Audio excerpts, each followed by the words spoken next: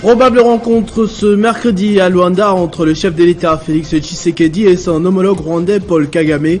Il s'agit d'une invitation de Joao Lourenço au sujet de la crise sécuritaire qui perdure dans la partie est de la République démocratique du Congo.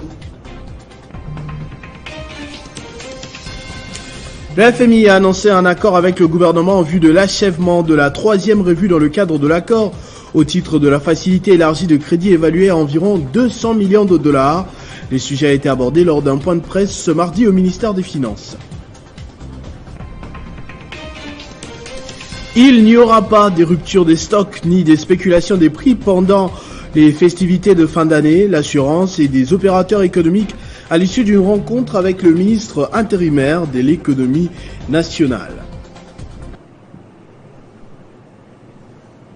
Mesdames et messieurs, bonsoir. Nouveau round des discussions prévues ce mercredi à Luanda, en Angola, entre Félix Tshisekedi et Paul Kagame autour du médiateur Joao Lourenço dans un contexte de résurgence du M23 et d'escalade entre Kinshasa et Kigali.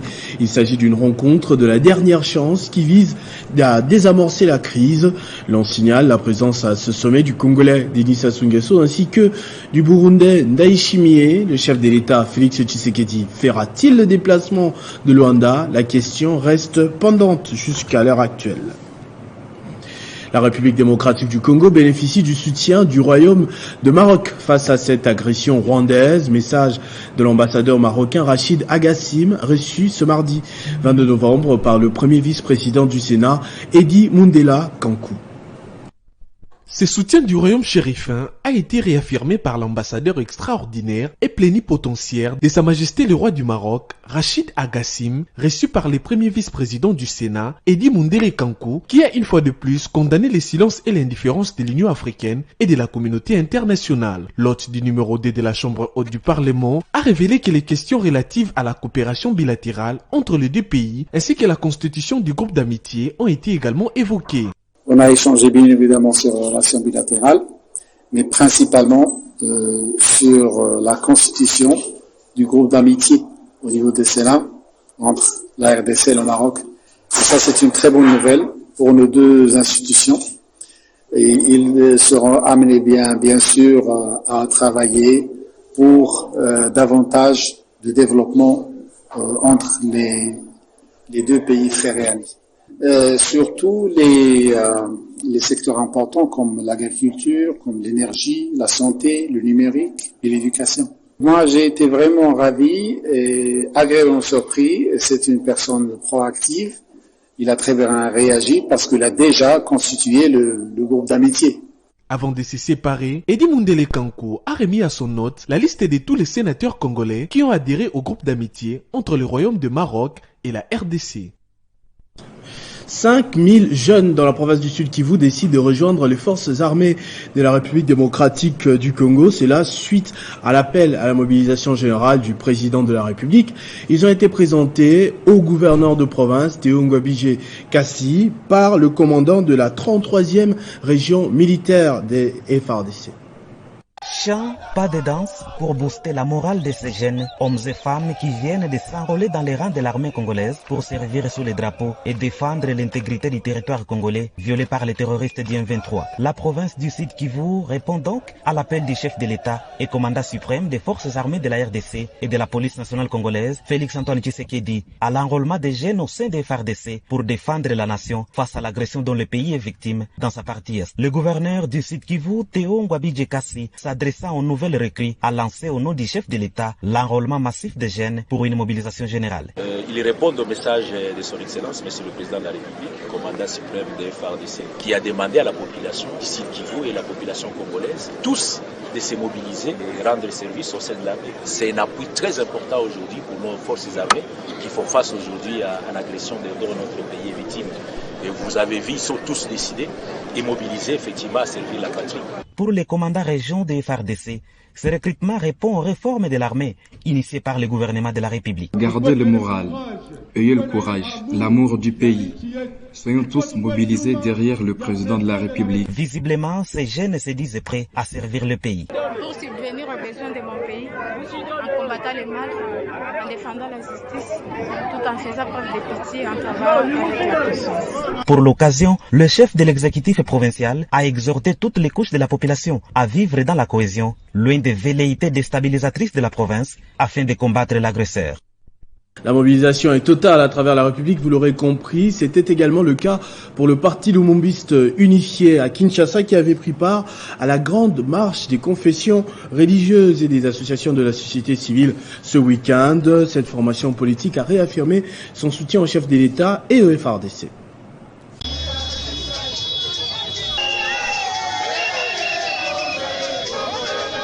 Le parti lumumbiste unifié a répondu favorablement à l'appel de la société civile et des confessions religieuses pour prendre part à la grande marche de colère qui a été organisée dans la capitale congolaise contre l'agression rwandaise qui tire son origine de la convoitise des minerais de la RDC par ses voisins.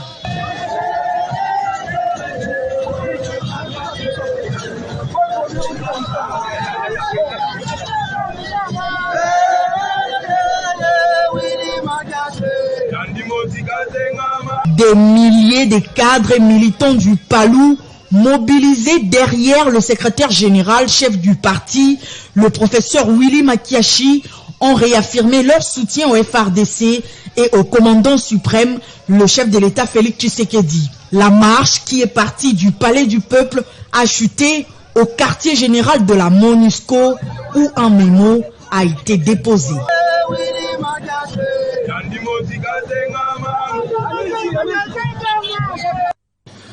Pour dénoncer ces attaques, différentes structures ont, derrière le gouverneur de la province du Haut-Katanga, effectué une marche de soutien au FARDC récemment, revenant sur cette journée à haute portée symbolique dans la région. La marche de soutien à l'armée congolaise dans le Haut-Katanga, réunissant plusieurs couches de la population, est partie du bâtiment du 30 juin en passant par Kamanyola, Kessavubu pour s'achever sur la place Grande Poste à prouver un esprit patriotique afin de répondre au message lancé par le chef de l'État, Félix Tshisekedi, sur la mobilisation générale. Nous soutenons les FARDC pour leur déploiement. Soucieuse de la pacification de l'Est du pays, victime de violences de groupes rebelles, la GECAMINE s'est jointe à l'appel du gouverneur de province Jacques Yaboula. Sous les guides du président de l'intersyndicale de cette entreprise, Kassongo Maboucha, plusieurs agents étaient également présents. Les présidents de l'intersyndicale de cette grande entreprise, GSM SA, en a profité pour dénoncer les silences de la communauté internationale. En signe de solidarité au commandant suprême des forces armées, nous sommes appelés à dénoncer le silence de la communauté internationale. Aujourd'hui, la RDC est agressée. La RDC est sous embargo de ne pas importer les armes. Nous pensons que c'est de l'injustice et nous ne pouvons pas nous taire. Pour l'amour de notre pays, nous sommes appelés tous à être devant, à être debout, car c'est nous-mêmes qui devons sauvegarder l'intégrité de la RDC. Tous les Hauts-Katangais restent mobilisés pour soutenir les présidents de la République, Félix Tshisekedi, et les FARDC pour la défense de l'intégrité nationale. Après l'annonce du Fonds monétaire international lundi d'un accord avec le gouvernement en vue de l'achèvement de la 3e revue dans le cadre de l'accord au titre de la facilité élargie de crédit évalué à environ 200 millions de dollars, un point de presse a balayé les questions d'actualité ce mardi, il était animé par Nicolas Kazadi, ministre des Finances, Emeboji Sangara, ministre des Budgets, Marie-France Malangou Kabedi, gouverneur de la Banque centrale, et Mercedes Vera Martin, représentant du Fonds monétaire international. Comme ce fut le cas pour les 2 premières revues, le ministre des Finances, Nicolas Kazadi, a été accompagné par son collègue du budget, Emeboji Sangara, du gouverneur de la Banque centrale, Marie Kabedi Malangou, ainsi que du représentant du FMI, Mercedes Vera Martin. L'argentier du gouvernement a fait savoir que malgré l'environnement difficile lié à l'agression rwandaise d'une part et de la guerre en Ukraine de l'autre, l'économie congolaise a fait preuve d'une grande résilience avec une croissance projetée à 6,6% à fin 2022. Mais encore, le gouvernement, comme l'a affirmé le ministre du budget, veillera à une gestion prudente des finances publiques publiques à travers un renforcement de la mobilisation des ressources intérieures et une maîtrise des dépenses, l'année 2023 étant une année électorale. Le FMI appelle les autorités congolaises à rester vigilantes et à poursuivre les efforts des réformes pour surmonter les obstacles structurels à la croissance liés notamment à des facteurs exogènes. La RDC avait déjà bénéficié de 217 millions de dollars en juillet 2021 lors de l'approbation de la facilité élargie de crédit. Le pays a aussi reçu 212 millions de dollars au titre de la première revue du programme approuvé en décembre 2021. En plus, environ 1,4 milliard de dollars américains ont été décaissés en août 2021 au titre de l'allocation de droits des tirages spéciaux, un instrument monétaire international créé par le FMI pour compléter les réserves officielles existantes des pays membres. Excellence, Monsieur le ministre des Finances. Les opérateurs économiques rassurent qu'il n'y aura pas de rupture des stocks des produits de grande consommation pendant la période de festivité de fin d'année. Les importateurs des produits alimentaires dans les surgelés l'ont affirmé lors d'une séance de travail avec le ministre intérimaire de l'économie. Et ce lundi, ils ont également rassuré au ministre qu'il n'y aura pas de spéculation sur les prix au regard de la stabilité observée sur le plan international. Il n'y aura pas rupture de stock des produits de grande consommation pendant la période des festivités de fin d'année. Assurance donnée par les importateurs des produits alimentaires dont le surgelé au ministre AI de l'économie nationale, Nicolas Kazadi. Nous avons rassuré son Excellence qu'il n'y a pas de rupture de stock. Il y a assez de produits que la population peut se tranquilliser. Le ministre aussi, il avait une deuxième question. Donc, il nous a sensibilisés pour qu'il n'y ait pas une spéculation des prix. Et nous avons rassuré son Excellence qu'il aura une stabilité sur les marchés, une stabilité du prix et une stabilité du fourniture. Il y a eu des gens qui ont soulevé des problèmes et le ministre aussi a promis, là où le gouvernement peut soutenir, donc le ministre nous a rassuré qu'il va nous soutenir pour l'intérêt de la nation. Tout en rassurant ses interlocuteurs, l'accompagnement du gouvernement, le ministre AI de l'économie nationale a promis d'effectuer dans les tout prochains jours une descente dans différents entrepôts pour se rassurer de la disponibilité des stocks. Le souci du gouvernement congolais est de protéger les pouvoirs d'achat des consommateurs pendant la période des festivités, souvent caractérisée par des problèmes de spéculation des prix et des carences de certaines denrées alimentaires au regard d'une forte demande.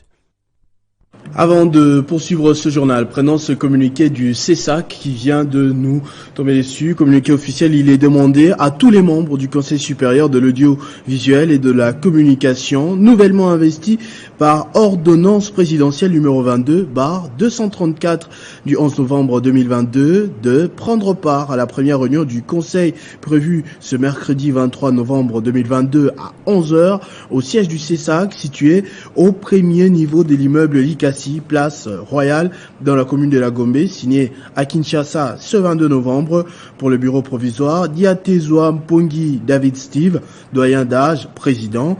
Bosseme Lokando Christian, Benjamin d'âge, secrétaire, rapporteur.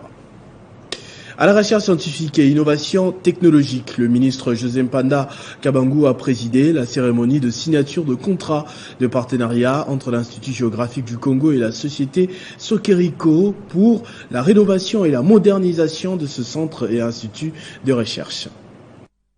La cérémonie de la signature de ces contrats a eu lieu ce lundi 20 novembre entre le directeur général de l'Institut géographique du Congo, le professeur Eric Missoulou comme maître d'ouvrage et M. Ritesh Emani, gérant de la Sokeriko, comme développeur du projet, en présence du ministre de la recherche scientifique et innovation technologique, José Mpanda Kabangu, et des agents de l'IGC. Mais est-ce qu'on a vendu l'IGC? Non, on n'a pas vendu l'IGC et on ne vendra jamais l'IGC. La décision de rénovation et de modernisation des centres et instituts de recherche relevant du ministère de la RCIT avait été prise lors de la 45e réunion du Conseil des ministres tenue en date du 18 mars 2022. Il s'agit de procéder par des partenariats publics-privés à l'exploitation en location des terres, des centres, instituts de recherche qui en disposent à travers tous les pays en vue de les valoriser. Ainsi, ce site de l'IGC a été agréé par les gouvernements pour la construction de la cité de la science. Par ces contrats, Sokiriko va construire à ses frais des bâtiments modernes, l'un des R+7 et son équipement en mobilier des bureaux et aménagement de la cour, ainsi que 10 parkings, et l'autre qui sera un complexe commercial des -2 plus R plus 11. En contrepartie, Sokiriko exploitera les complexes commerciaux, les bâtiments R plus 7, abritera tous les départements et services de l'IGC. Le ministre José Panda a à cette occasion remis au comité de gestion de l'IGC INEDIP la durée totale des travaux, selon ces contrats, est de 48 mois. La diplomatie industrielle incarnée par le président Félix Tshisekedi est bien menée à la semaine d'industrialisation de l'Union africaine à Niamey, au Niger, par le ministre congolais de l'Industrie Julien Paluku Kaongia, invité spécial du Side Event sur le développement des chaînes des valeurs africaines. Le ministre congolais a indiqué qu'avec le grand projet panafricain des batteries électriques, la RDC et la Zambie seront des hubs économiques sur le plan mondial.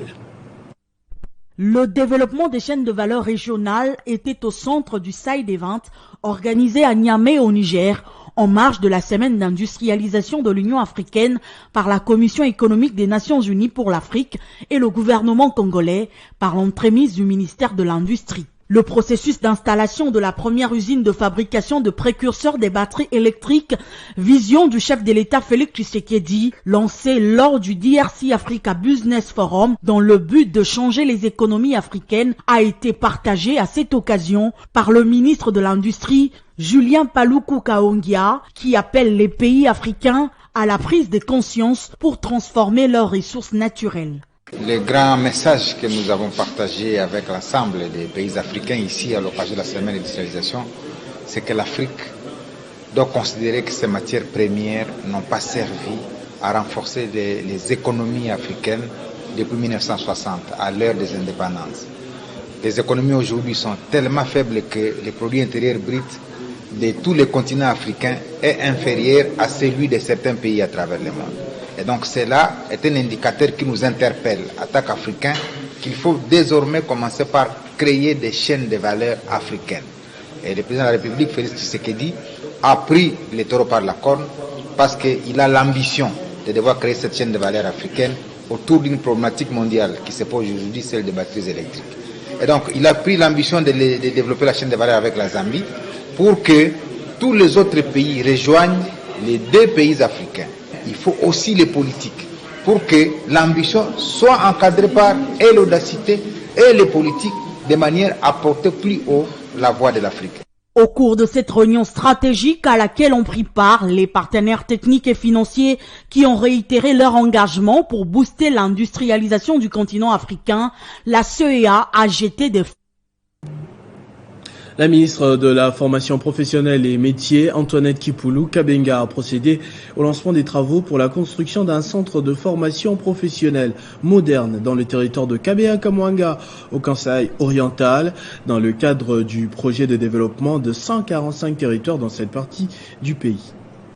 Les territoires de Kabea-Kamwanga est la dernière étape dans la province du Kasaï oriental pour le lancement des travaux pour la construction des centres de formation professionnelle d'obédience publique par la ministre de la Formation professionnelle Antoinette Kipulu Kabenga. Ces derniers visent à combler les manques des infrastructures adéquates dans ces secteurs. Programme de PDL 145 territoires, volet formation professionnelle et métiers, vise à offrir aux populations bénéficiaires la possibilité de participer activement à la croissance économique et au développement durable de notre cher pays. Kabea-Kamwanga, une entité déconcentrée de la population du Kasaï oriental, les fiefs naturels du chef de l'État Félix Tshisekedi, avec une superficie de 4500 km², va pouvoir recevoir dans les jours à venir de bâtiments dignes pour la formation d'une main-d'œuvre locale qualifiée des hommes de métier. Un jour avant, la ministre de la formation professionnelle a procédé au même exercice, mais dans les territoires de Tshilenge au Kasaï oriental. L'ambition est d'atteindre des objectifs du développement durable, ODD en sigle, du programme 2030 des Nations Unies, ce qui permettra de vaincre certains maux qui rongent présentement notre jeunesse. Antoinette Kipoulou a, lors de son séjour dans cette partie du pays, lancé les travaux de construction des centres modernes dans les territoires de Kabeya-Kamwanga, Tshilenge, Miabi, Katanda et Lupatapata, en réponse aux promesses faites par le chef de l'État l'année dernière dans l'espace Kasaï. Le directeur général du Fonds forestier national, Honoré Mulumba Kalala, a effectué une descente dans la ville de Kananga, précisément dans la commune de Ngaza, pour mettre en exécution le projet 1 milliard d'arbres, en plantant 2000 d'ici 2023, en partenariat avec la fondation Mulumba Kanyoka. Le projet 1 milliard d'arbres, qui émane de la vision du président de la République, Félix-Antoine Tshisekedi Tshilombo, a vu les jours dans la ville de Kananga. Le Fonds forestier national, représenté par son directeur général, Honoré Mulumba, qui a reçu un accueil chaleureux et digne de son nom sur place par les habitants de cette contrée.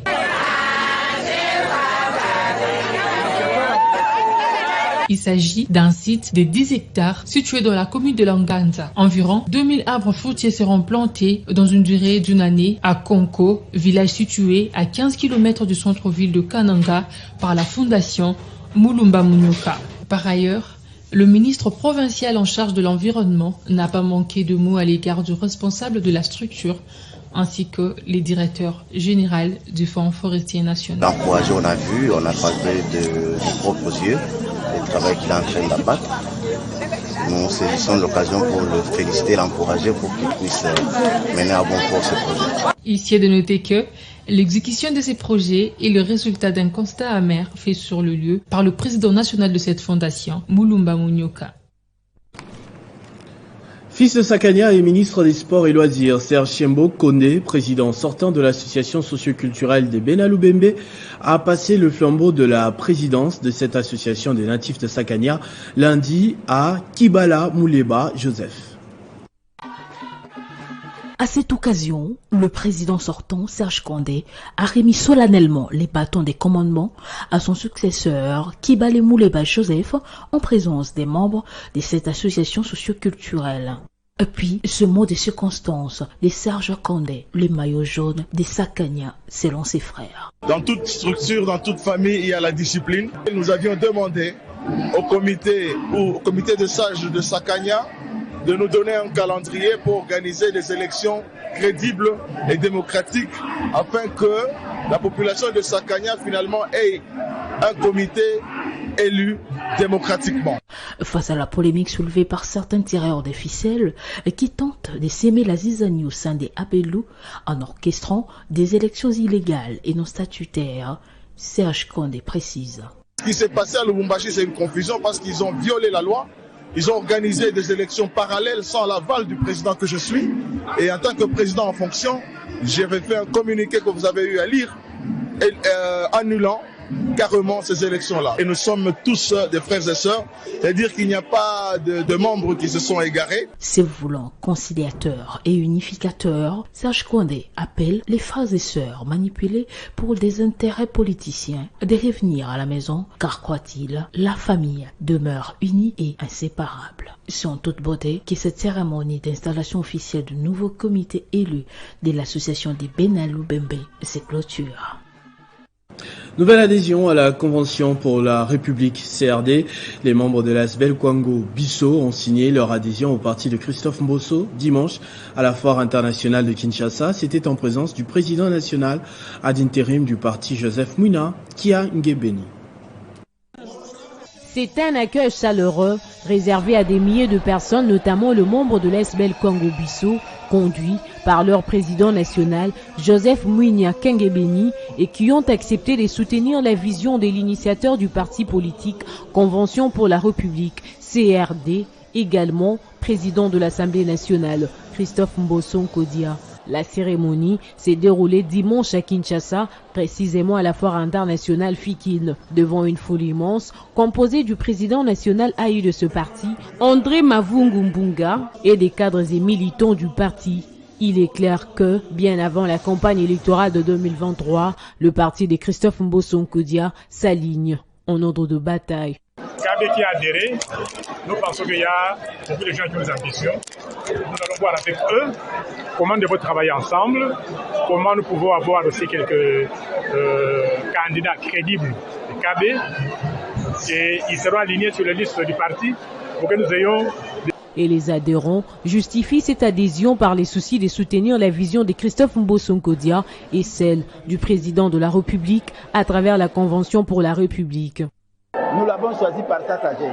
Nous avons vérifié, comme l'a dit tantôt le président Aïe, beaucoup des partis politiques sont des partis de mallettes. Et nous voulons aller là où ça existe, il y a l'existentiel. Signalons que la cérémonie s'est clôturée à la grande satisfaction de membres de la Convention pour la République et de nouveaux venus. Les partis politiques sociales et démocratie pour le peuple peaufinent des stratégies pour les élections de 2023. Le SDP a procédé dimanche dernier à l'installation de la cellule électorale au cours d'une matinée politique organisée dans la commune de Ngalima. Le parti politique social et démocratie pour le peuple aiguise déjà les fers en prévision des élections qui profilent à l'horizon. Le dimanche dernier, la DSP a procédé à l'installation de la cellule électorale au camp Luka.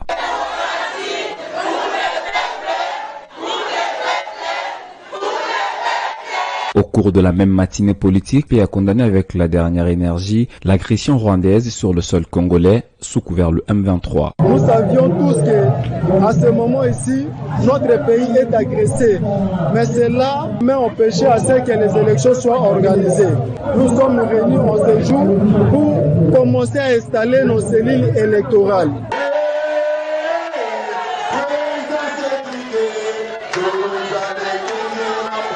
Le parti politique, social et démocratie pour le peuple, projette une marche de soutien au chef de l'État, Félix Tshisekedi, oui, FARDC, pour le 4 décembre à Kinshasa.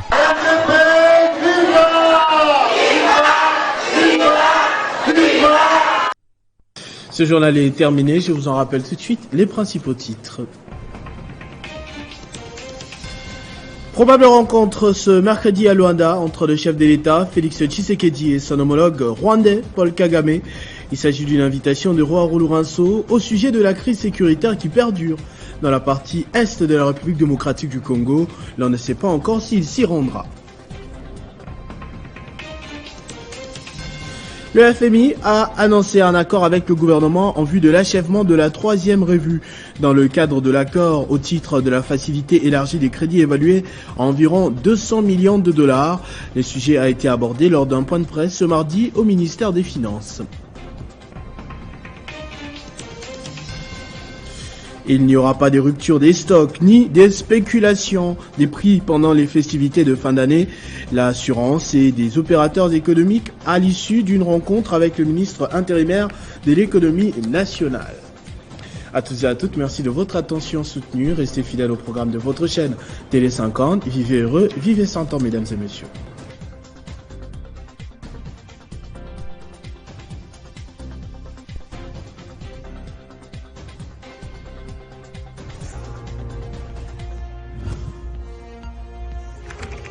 L'actualité reste incontinue.